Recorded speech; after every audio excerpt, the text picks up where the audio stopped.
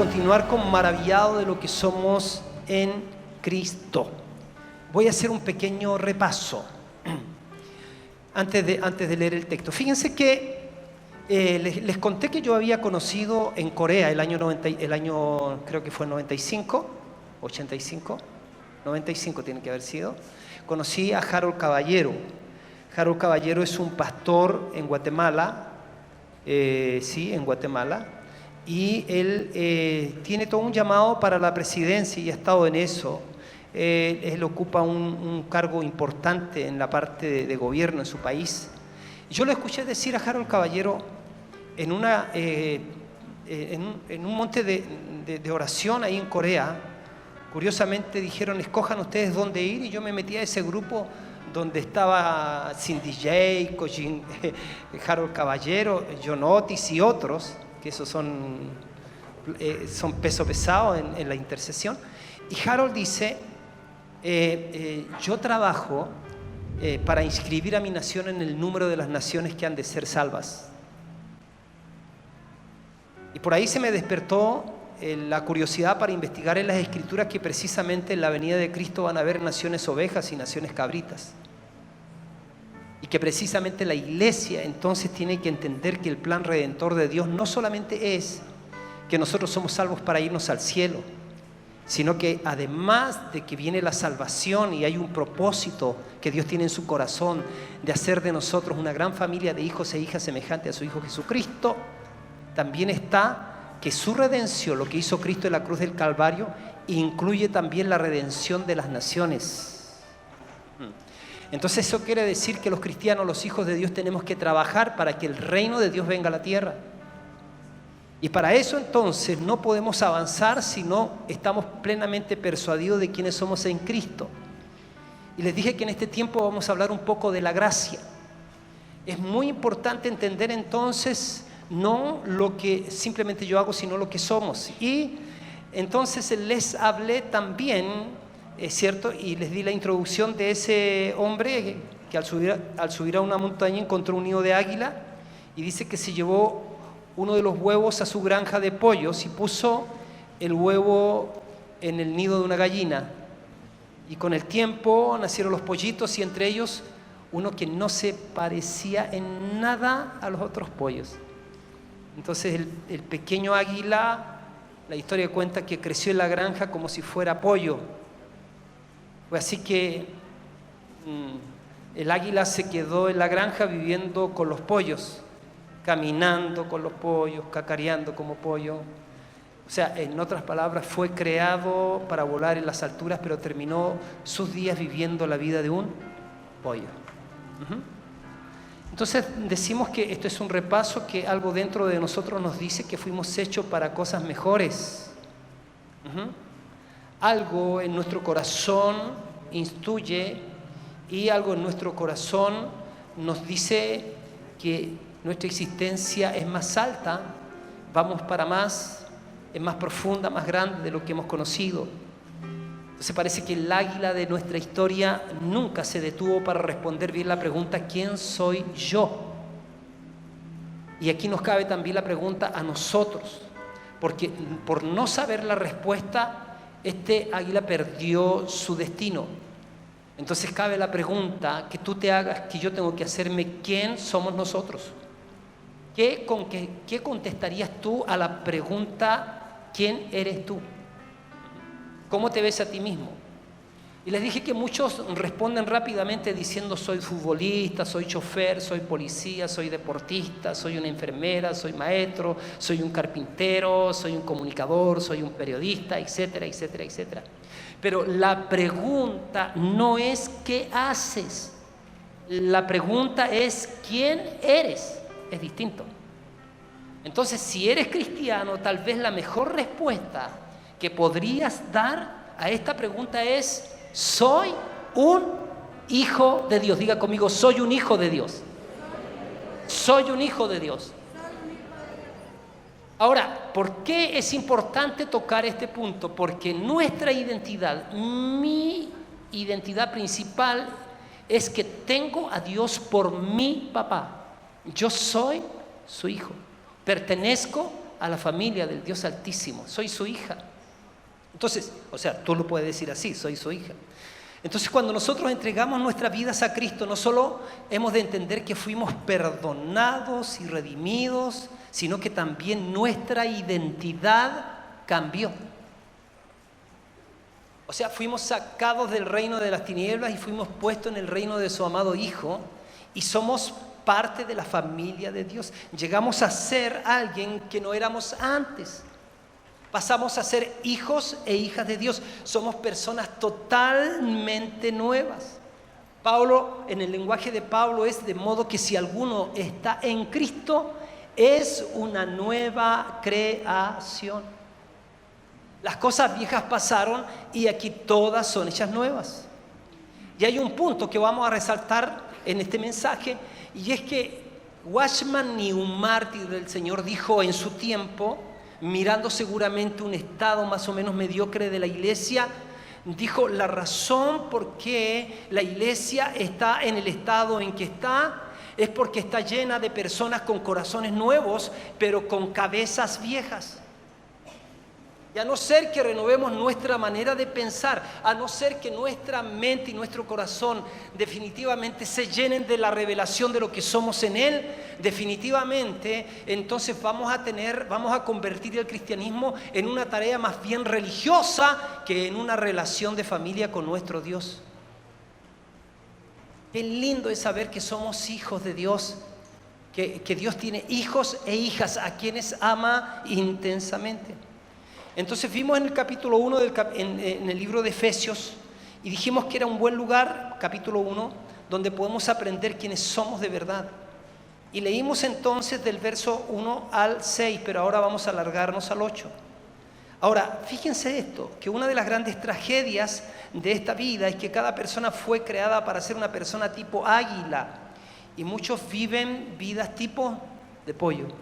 Entonces necesitamos entender claramente quiénes somos y creerlo con todo el corazón. O sea, a mí no me pueden definir las circunstancias, a mí no me pueden definir mis amigos, no me pueden definir mis enemigos, a mí no me puede definir el diablo, a mí no me pueden definir mis errores, ni siquiera deben definirme mis pecados. A mí me define Dios, y el día en que entregué mi vida a Jesucristo, Él perdonó todos mis pecados, mi nombre quedó escrito en el libro de la vida, hubo gozo en el cielo por un pecador que se arrepiente, y todo el cielo sabe que soy un hijo de Dios. Eso es muy importante retenerlo en el corazón. Entonces hagamos un pequeño así repaso, ¿no? Soy un hijo escogido de Dios. ¿Se acuerdan que dijimos eso? Quería definir algunas cosas de cada punto, pero no lo voy a hacer porque si no, no voy a alcanzar a terminar este mensaje. Soy un hijo deseado por Dios, ¿cierto? Primero, soy un hijo escogido por Dios. Fuimos escogidos antes de la fundación del mundo para que seamos santos y sin manchas delante de Él. Punto 2, soy un hijo deseado por Dios. O sea, cualquiera que haya sido la circunstancia bajo la cual llegaste a este mundo, lo que tienes que entender es que naciste porque Dios te deseó.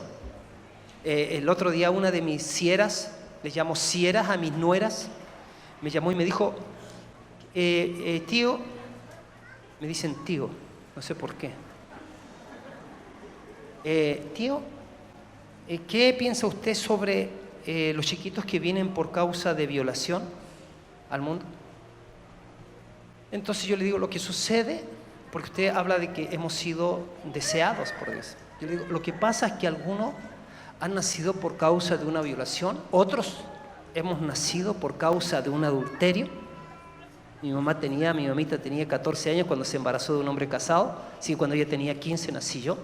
Soy el resultado de una condición de pecado. Pero Dios no miró que el resultado de eso, que era yo, iba a ser un producto desechable. Algunos nacemos de distintas circunstancias. Algunos nacen por un resultado de un espermio chispoteado, otros de una noche de pasión, como sea, o otros deseadísimos. Pero lo que es claro es que como sea la condición en que nacimos, Dios nos desiste del propósito maravilloso que tiene en su corazón. Y otra cosa, no cambia el deseo y el anhelo de Dios de amarnos, de protegernos, de cuidarnos y de proyectarnos simplemente si nos tomamos de su maravillosa mano. Amén.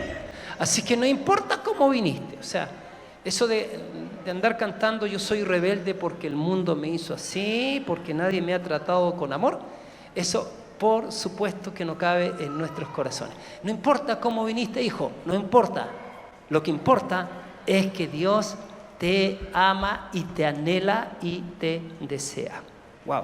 Entonces, también dijimos que somos hijos predestinados para que la predestinación ha de entenderse como la intención de Dios.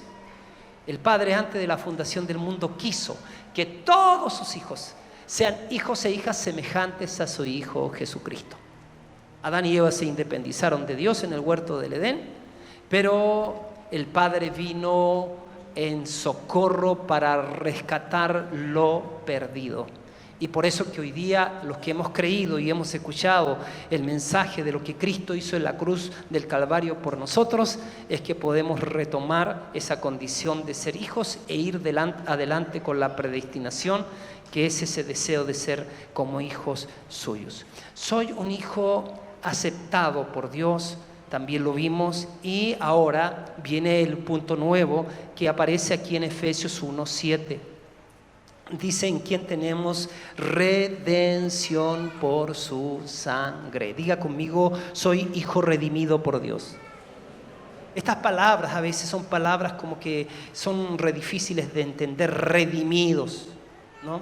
Soy un hijo redimido. ¿Sabe lo que significa redimido? Significa lo siguiente: una vez que nosotros, los seres humanos, vivíamos en la casa del Padre, disfrutábamos de su amor, de su abundancia, de su provisión, de la seguridad de estar con Él, pero vino el diablo y, por así decir, nos secuestró, nos sacó de ese lugar y nos esclavizó.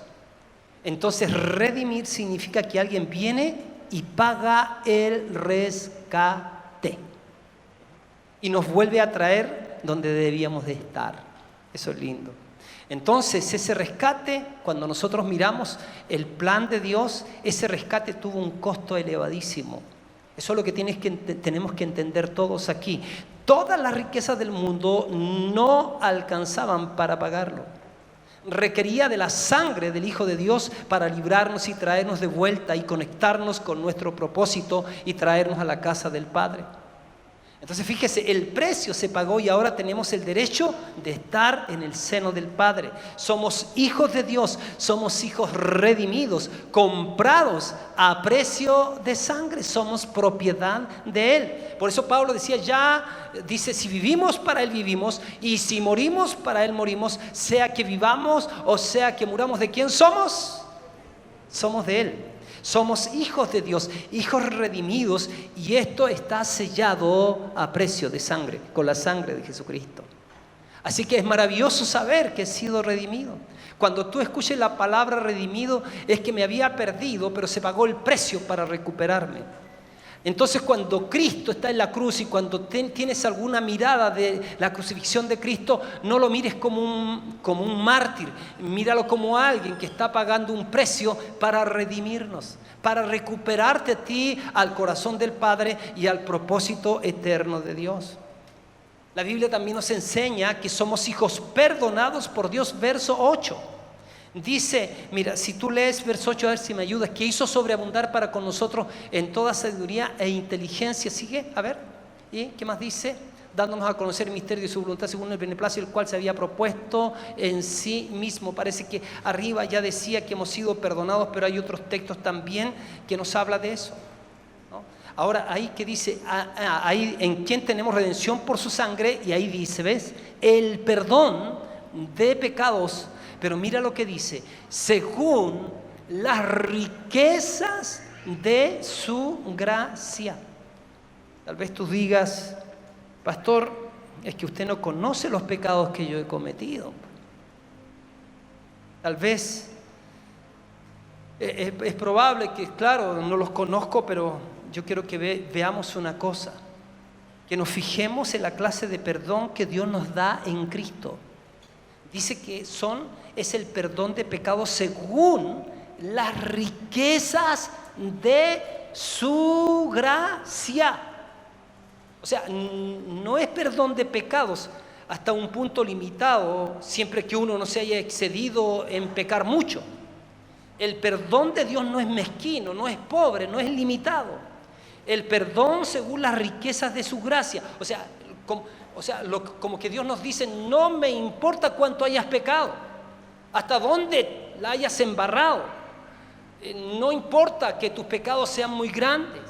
Mi gracia es más grande. Hay personas que nunca entran porque dicen, mira, a este lo perdonó, a este, pero a mí no puede perdonar. Y están pensando en eso. Pero definitivamente mirar la cruz y pensar que su sacrificio alcanza para mucho más, al más malvado, al más perdido, al que nadie ama, Dios lo ama, lo recibe y es capaz de restaurarlo para que esa persona llegue a ser una persona plena en Él. Pablo no logra encontrar las palabras adecuadas para decirlo. Si tú miras Efesios 1, te vas a encontrar en el verso 6 que dice la gloria de su gracia, en el 7 las riquezas de su gracia, en el 2.7 abundantes riquezas de su gracia, en el 2.8 las inescrutables riquezas de Cristo. O sea, en otras palabras, no hay cómo decirlo. Entonces es importante, tus pecados han sido borrados por la avalancha de la gracia divina. ¿Qué liberador es eso? A mí me dijeron, hijo, cuando el Señor perdonó tus pecados, los tiró al fondo del mar.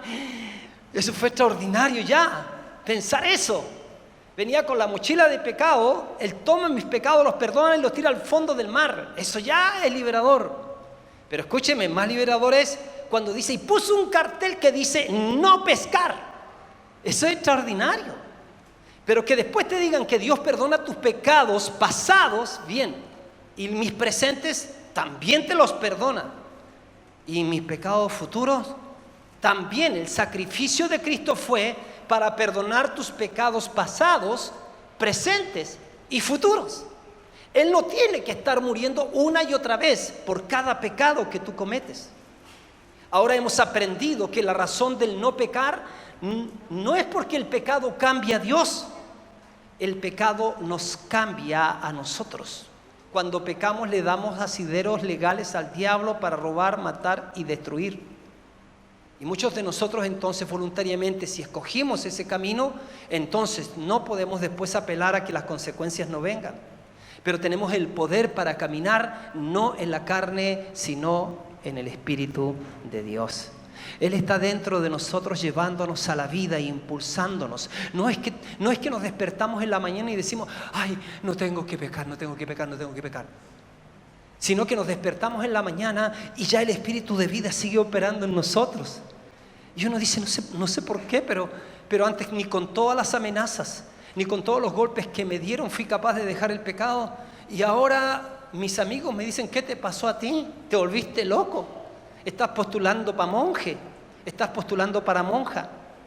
Y uno dice, no sé, no, es que Cristo cambió mi vida y cada vez estoy conociendo más la libertad de amar a la gente, de amar a Dios y de vivir sin dañar, o sea, sin ofender a Dios ni sin ofender a mi prójimo.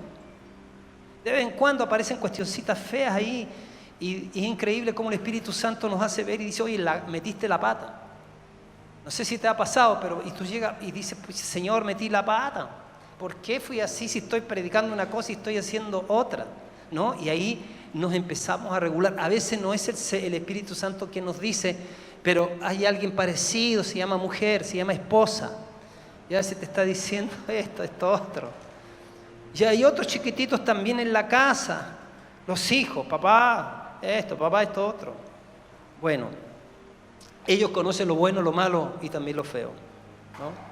Yo les digo, muchachos, no se preocupen, somos como la luna, todos tenemos un poquito de lugar oscuro. Estamos en un proceso de transformación. ¿Cuántos creen eso? ¿Amén? ¿Cuántos saben que no son un producto terminado?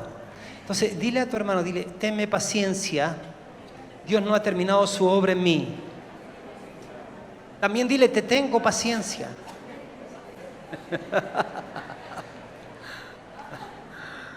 Bien, ya, busquemos algunas aplicaciones ahora para nuestra vida, por favor. Fíjese que en el retrato del hijo pródigo, en la parábola del hijo pródigo, podemos ver el retrato del padre. Esa parábola está escrita no tanto para hacernos ver el desvarío del hijo. Esa parábola está escrita para que nosotros podamos entender la inmensidad del amor del corazón del Padre. Y nosotros, que muchas veces adolecemos de una experiencia de haber tenido un papá y cargamos con una sensación de guayismo. Guayismo en el hebreo quiere decir persona que no se relacionó sanamente con su padre. No, estoy bromeando. Es un término inventado. Pero cuando tenemos esa sensación, que nos hace bien entender que Dios es un Padre maravilloso y que la intención de Él, que aun cuando Él es Rey, aun cuando Él es Dios Todopoderoso, aun cuando Él es omnisciente, omnipresente, omnipotente, lo que más le interesa a Él es que nosotros podamos conocer que Él es nuestro papá y que podamos alcanzar una relación orgánica tan real que podamos normalmente decirle papito. Y eso tiene que ver con niveles de crecimiento, no simplemente con una transformación del lenguaje. Nuestra relación va de menos a más. Cuando el hijo pródigo se cansó de estar con los cerdos, lejos de su padre, dice que se levantó y volvió a casa. Fíjense cómo retornó sucio, andrajoso, avergonzado, fracasado, solo, triste y más. Pero lo que sucedió cuando llegó a casa fue lo más emocionante de lo que le había ocurrido en su vida. Su padre, eso fue cototo. ¿Sabes qué? Con esa parábola yo me convertí. Imagínense, 16 años, flaco, porque puro le chupeteaba la marihuana. Y me encuentro caminando por una calle, veo que algo está pasando en un lugar, miro de la puerta, habían unas 11 personas, 12 más o menos. Después me enteré que 12 personas era avivamiento en esa iglesia. Y entré. Y el predicador empieza a decirme todo lo que yo soy. Y yo pienso, y es un gringuito, y le traducen. Así que tengo harto tiempo para analizar. ¿Por qué? Porque él dice algo, la persona habla en inglés, o sea, habla en español. Después empiezo a analizar lo que dice en español yo, y después mientras está hablando en inglés, así que tengo más tiempo. Y empiezo a pensar, no, esta es una encerrona. A mí me han visto pasar muchas veces por acá, y seguramente mi tío con el que vivía le dijo algo a este tipo. Pero después me di cuenta que no había nadie que me conociera. Y cuando habla del hijo pródigo, dije, ese soy yo. Pero lo más importante e impresionante fue eso, de que el padre ama al hijo.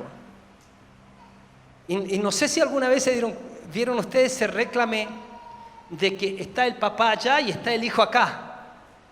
Y el papá ve al hijo y el hijo ve al padre, y el hijo ve al papá y va corriendo así, y el papá así, ¿cierto? Abrazar al hijo, no sé si la vieron, pero de repente lo que va pasando es que el hijo se tira y pasa de largo y agarra una galleta Tritón, ¿se acuerdan?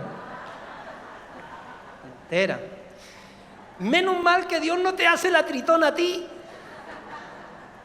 Cuando Dios sale a nuestro encuentro, ya sea porque nunca le conocimos y lo vamos a conocer hoy día, o ya sea porque cometiste una embarrada y estás tan triste en tu corazón. Y yo te quiero decir que lo que el Señor viene a mostrarnos es que el Padre jamás quiere perdernos. Y el Padre estaría dispuesto a recibirte como vengas, una y otra vez. Qué bueno que cuando un hijo de Dios peca, nunca se convertirá en un chancho, pero sí en una oveja herida, sí en una oveja mugrienta, sí en una oveja maloliente y piojenta. Pero le voy a decir una cosa, el Padre no le hace el quite a eso. Vea lo que hizo Jesús al venir aquí a esta tierra.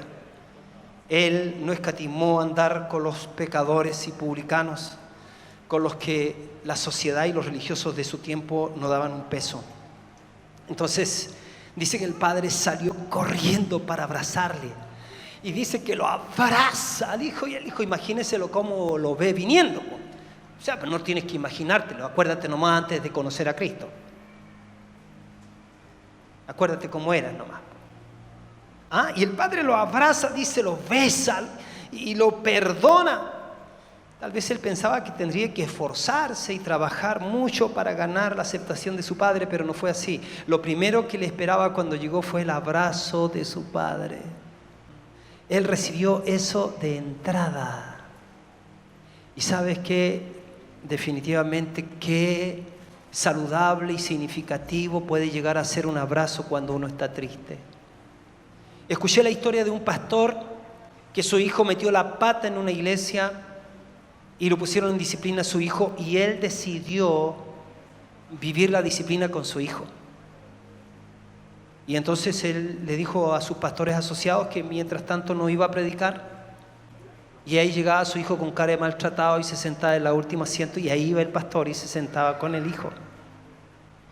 Y dice que un día estaba súper triste por toda la situación, y de repente llega un chiquito que él estaba así como orando y recibe un abrazo, pero de los más cariñosos, ¿Y sabe quién era? Un chiquitito con síndrome Down. No sé si alguna vez te dio un abrazo. Esos niños parece que son hechos para eso. ¿Sí o no? Pero qué impresionante ese tipo de abrazo. Dice que eso él sintió que Dios venía a su encuentro a través de su hijo, diciéndole: yo estoy contigo en este momento de dolor y de dificultad en tu vida. Entonces, el hijo que venía llegando posiblemente pensó que el padre lo iba a mirar de lejos. La Biblia dice que hasta el soberbio el padre lo mira de lejos, pero no es que el padre se retira, sino que el soberbio, por su soberbia es que se aleja, y aún así el padre lo mira. Qué lindo verlo así. Entonces, lo primero que le esperaba cuando llegó fue el abrazo de su padre.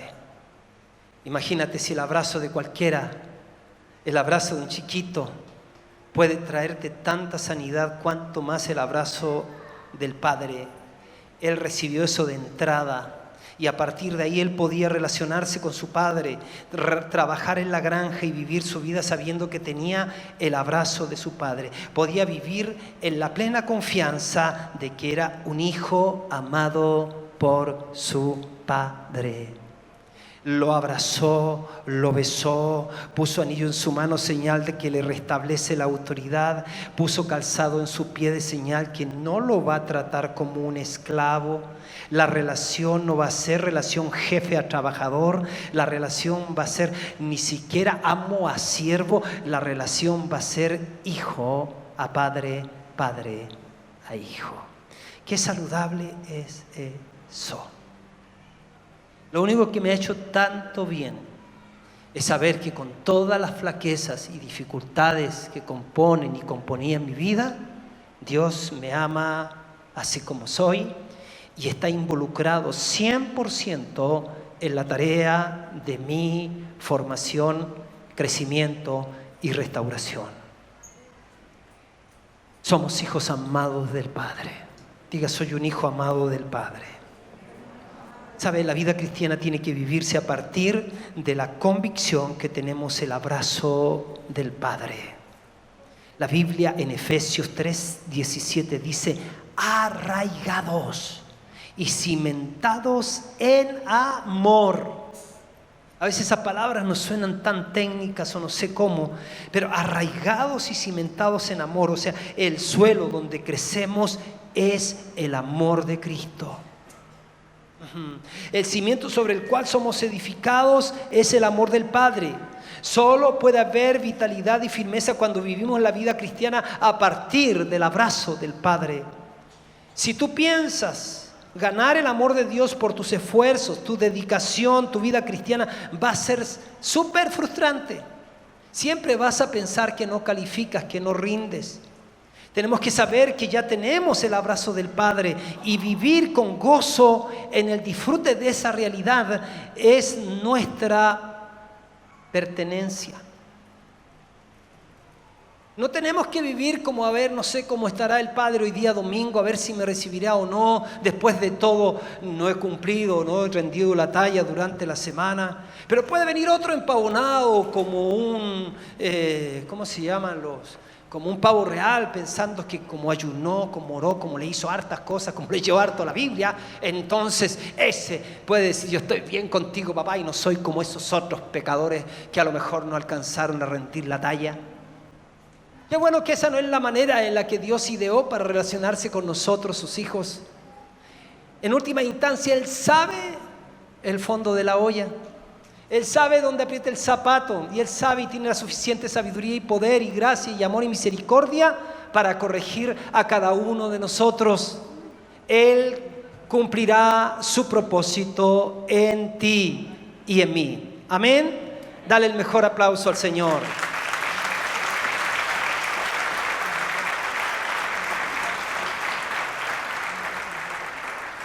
A ver si me ayudas con el título, póngale un subtítulo que podría ser así: sentados, andar, o sentado, andar y estar firmes. Porque fíjese que esto es muy interesante en estos 8 minutos que me quedan. Hay 3 verbos que resumen todo el libro de Efesios. Primero está la palabra sentado, Efesios 1:3. Mira, dice en Efesios 1:3, a ver, voy a apresurarme a encontrar Efesios 1:3. Dice: bendito sea el Dios y Padre de nuestro Señor Jesucristo, que nos bendijo con toda bendición espiritual en los lugares celestiales en Cristo Jesús. Nuestra posición, mis queridos, es estar sentado en lugares celestiales. Ponga atención en esto. Nuestra posición, o sea, el momento, escúchame, que el Padre te recibió, entonces te sentó en lugares celestiales. Somos hijos de Dios, bendecidos con toda bendición espiritual, dice, esa es nuestra posición, esa es nuestra nueva identidad. Tenemos que comenzar ahí, entendiendo eso, sentado en lugares celestiales con Cristo Jesús. Nos bendijo con toda bendición espiritual en los lugares celestiales con Cristo Jesús. Esto es maravilloso. Pero segundo, cuando tú miras Efesios 4:1, te vas a dar cuenta de algo muy interesante. Dice: yo pues preso en el Señor, os ruego que andéis como es digno de la vocación con que fuiste llamado. Aquí viene una segunda palabra. Entonces la primera es sentarse, estar seguro de lo que somos en Él. Soy hijo, soy hijo, soy hijo, soy hijo, soy hijo. No tengo que tramitar todavía. No está en trámite mis documentos. No están todavía por verse. Soy hijo, soy hija. Diga, soy hija. Soy un hijo. Con todas las de la ley. Y diga, para que no parezca religioso, con todas las de la gracia, diga. Pero participe conmigo, por favor. ¿Estoy sentado en lugares celestiales con Cristo Jesús? Sí. Pero mira, después que estamos sentados, el Señor dice: ahora tenemos que andar. Pero andar, dice, andar, pues preso en el Señor, yo ruego que andéis como es digno de la vocación con que fuiste llamado. Entonces, esto es muy interesante porque el andar, una vez que entendemos quiénes somos, la Biblia nos exhorta a caminar a la altura de nuestra identidad. O sea, no estás listo para andar hasta que sepas dónde estás sentado. Ajá. No estás listo para llevar fruto hasta que no sepas que eres hijo. Ajá. Cuando entiendes quién eres en Cristo, estás listo para andar, para vivir según tu nueva identidad. El 6:9, a ver qué dice. Dice: y vosotros, amos, haced esto con ellos lo mismo, dejando las amenazas y sabiendo que el Señor de ellos y vuestro está en los cielos, y para Él no hay acepción de personas. andar como es digno de nuestra vocación, no andar como los otros gentiles. Cuando lees el 4:17 de Efesios, dice, mire, esto pues digo y requiero en el Señor, que ya no anden como los otros gentiles, que andan en la vanidad de su mente, teniendo el entendimiento entenebrecido, ajenos de la vida de Dios, por la ignorancia que en ellos hay, por la dureza de vuestros corazones. Qué interesante, andar como hijos de luz.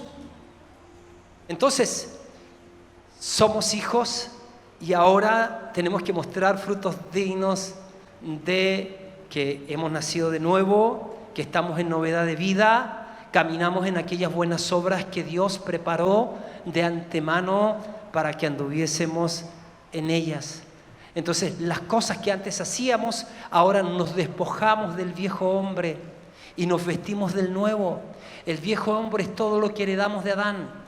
El nuevo es todo lo que recibimos de la impartición de Cristo en nuestra vida. Y finalmente dice estar firmes. Efesios 6:11, mire lo que dice Efesios 6:11. Vestidos de toda la armadura de Dios para que podáis estar firmes contra las acechanzas del diablo. O sea, una vez que conocemos quiénes somos y andamos de acuerdo a esa realidad, nos toca hacer frente al enemigo. Tenemos que estar firmes. Hay una batalla ahí afuera y se nos insta a estar firmes. El enemigo va a hacer todo lo posible para confundirnos respecto a nuestra posición en Cristo. Y él va a hacer todo lo posible para desviarnos de nuestro andar en Cristo. No olvidemos que el diablo viene para robar, matar y destruir. 2 veces en el capítulo 6 Pablo nos exhorta a estar firmes. En el verso 13 también dice estén firmes. Entonces no dejar que el enemigo nos quite la vida de gozo y la bendición de estar en Cristo.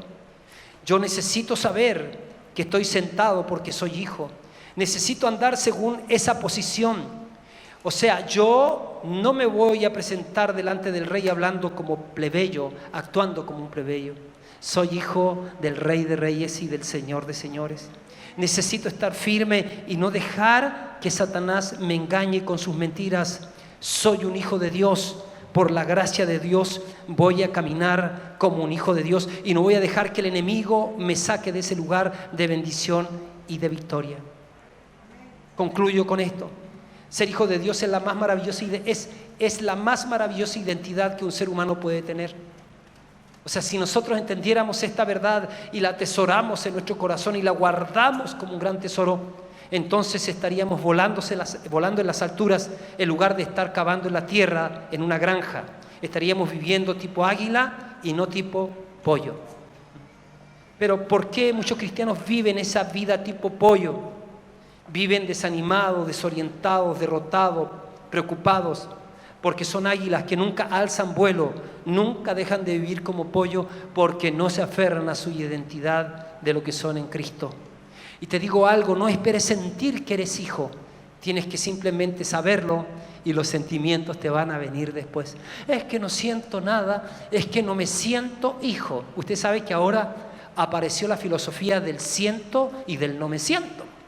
Dice, no me siento hombre, me siento mujer. Imagínate que no me siento ser humano, me siento animal. Imagínate que el doctor te vaya a operar y diga, ahora no me siento que te pueda operar.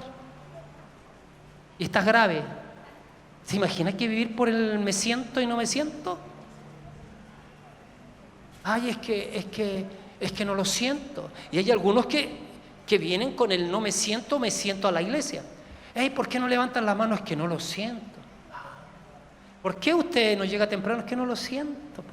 ¿Por qué usted no ora? Es que no lo siento. ¿Por qué usted no diezma ni ofrenda? Es que no lo siento. Hay que sentirlo, ¿no es cierto? Y nos faltan los que dicen amén, sí, hay que sentirlo.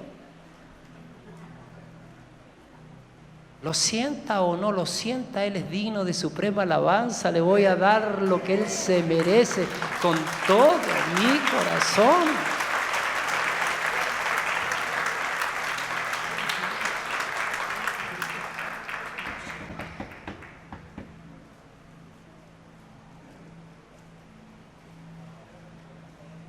Hay una historia que quiero contarte.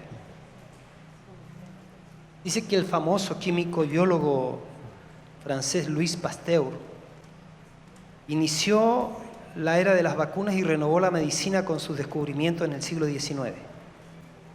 Además de ser un gran científico, Pasteur era padre de 4 hijos. 3 de sus hijos murieron con enfermedades y su único hijo entró al ejército y fue enviado a la guerra. Muchas semanas pasaron sin noticias de su hijo y el padre, preocupado por su situación, por fin abandonó su laboratorio para salir a buscarle. Francia estaba sufriendo muchas bajas en la guerra y al viajar hacia el norte, Pasteur encontraba multitudes de soldados heridos volviendo del combate. Aumentaba la ansiedad en el corazón del padre al escuchar noticias trágicas de la guerra. Caminó por muchos días hasta por fin encontrar al batallón en el cual estaba su hijo, pero su esperanza comenzaron a esfumarse al ser informado por un oficial de que de los 1.200 soldados del batallón solo quedaban menos de 300 hombres vivos. El padre angustiado seguía en su búsqueda en el frío invierno con la esperanza de encontrar a su hijo vivo. Por todos lados veía caballos muertos, personas heridas. Y movido por su desesperación de encontrar vivo al único hijo que le quedaba, Pasteur continuaba en su búsqueda hasta que por fin un día Pasteur vio a un soldado demacrado, debilitado, envuelto en su abrigo y lo reconoció. En un instante toda su angustia se tornó en gozo y gratitud, mientras que un padre y un hijo profundamente conmovidos, sin encontrar palabras, se abrazaron en un encuentro inolvidable. Pregunto, ¿alguna vez has tenido un encuentro con Dios de ese tipo? De eso se trata las buenas noticias que Jesús vino a traernos. Muchos viven bajo la carga de condenación. Seguro que Dios está profundamente molesto con ellos. Después de todo lo que han hecho, sienten que es imposible que Dios pudiera amar sus vidas. Viven lejos de la casa del Padre y en su corazón hay vergüenza, hay temor, hay tristeza, hay soledad. Pero hay algunos aquí, en esta audiencia, los que me escuchan por la radio, los que me van a ver también seguramente por internet, necesitan conocer el amor del Padre y necesitan dejarse abrazar por el Padre. Necesitan conocerle y ser adoptados a su familia.